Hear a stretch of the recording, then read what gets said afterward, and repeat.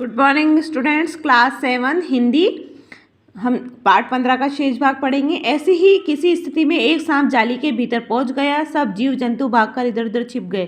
केवल एक शिशु खरगोश सांप की पकड़ में निगलने के प्रयासों में सांप ने उसका आधा पिछला शरीर तो मुंह में दबा रखा था। शेष आधा जो बाहर था उससे चींची का स्वर भी इतना तीव्र नहीं निकल सकता था कि किसी को स्पष्ट सुनाई दे सके। नीलकंठ दूर ऊपर झूले में सो रहा था। उसी के चौकाने कानों में वह मंद स्वर की व्यथा पहचानी और वह पूछ पंख समेटकर सर से एक झपट्टे में नीचे आ गया। संभवतः अपनी सहज चेतना से ही उसने समझ लिया होगा कि सांप के फन पर चोंच मारने से खरगोश भी घायल हो सकता है। उसने सांप को फन के पास पंजों में दबाया और फिर चोंच से इतने प्रहार किए कि वह अधमरा हो गया। पकड़ ढीली पकड़ते ही खरगोश का बच्चा मुख से निकल तो आया, परंतु निश्चेष्ट सा वहीं पड़ा रहा। राधा ने सहायता देने की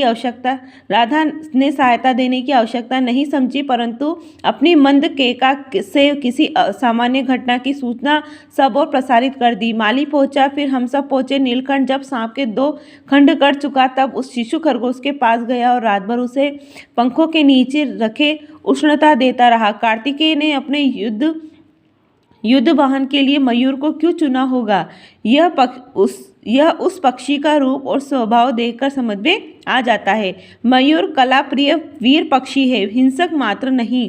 इसी से उसे बाज, चील आदि की श्रेणी में नहीं रखा जा सकता, जिनका जीवन ही क्रूर कर्म है। नीलकंठ में अपनी जातिगत विशेषताएं तो थी ही, उसका मानवीकरण भी हो गया। मेघों की सांवली छाया में अपने इंद्रधनुष के गुच्छे जैसे पंखों को मंडलाकर बनाकर वह नाचता था। तब उस नृत्य में एक सहजता, लय, ताल रहता था। आगे पीछे दाहिने क्रम से घूरकर वह किसी अलक्ष्य सम पर ठहर जाता। राधा नीलकंठ के समान नहीं नाच सकती थी, परंतु उसकी गति में भी एक छंद था। वह नृत्यमग्न नीलकंठ की दाहिनी ओर के पंख को छूती हुई बाईं ओर निकल जाती थी और बाएं पंख को स्पर्श कर दाहिनी ओर। इस प्रकार परिक्रमा में भी एक पूरक ताल परिचय मिलता था। नीलकंठ ने कैसे समझ लिया कि उसका नृत्य मुझे बहुत भाता है, यह तो नहीं बताया जा सकता, परंतु अचानक एक दिन मेरे जाली घर के पास पहुंचते ही अपने झूले के उतरकर नीचे आ गया और पंखों को सतरंगी मंडलाकर छाता तानकर नृत्य की भंगिमा खड़ा हो गया। तब से यह नृत्य भंगिमा नित्य का क्रम बन गई।